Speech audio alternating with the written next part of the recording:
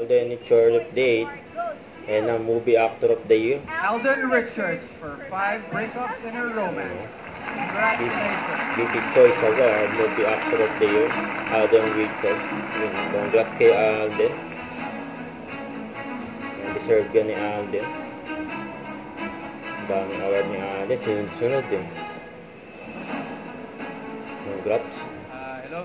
Magandang gabi po sa inyong lahat. I think this is my second award for VP Choice Awards, and yung first time po yata hindi ako nakapunta, but for tonight I really made it possible po to come here to thank, of course, most especially my supporters po for the vote that I have gotten po from the poll. Sila po yung nagpuyat and nag-effort to vote for me, and this award is for them. I would like to dedicate this award also to yung partner ko po sa 5 Breakups in a Romance, si Julia Montes, and of course to our writer-director, Direk Irene Villamor. And maraming salamat po for this award. And mabuhay po ang pelikulang Pilipino. Thanks so much. You know,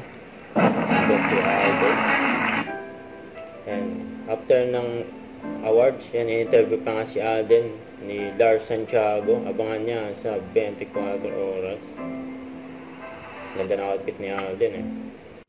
Huwag kalimutan mag-subscribe and click ang notification bell for more update. Ito po ang Short Reaction Vlog. Bye guys, thanks for watching.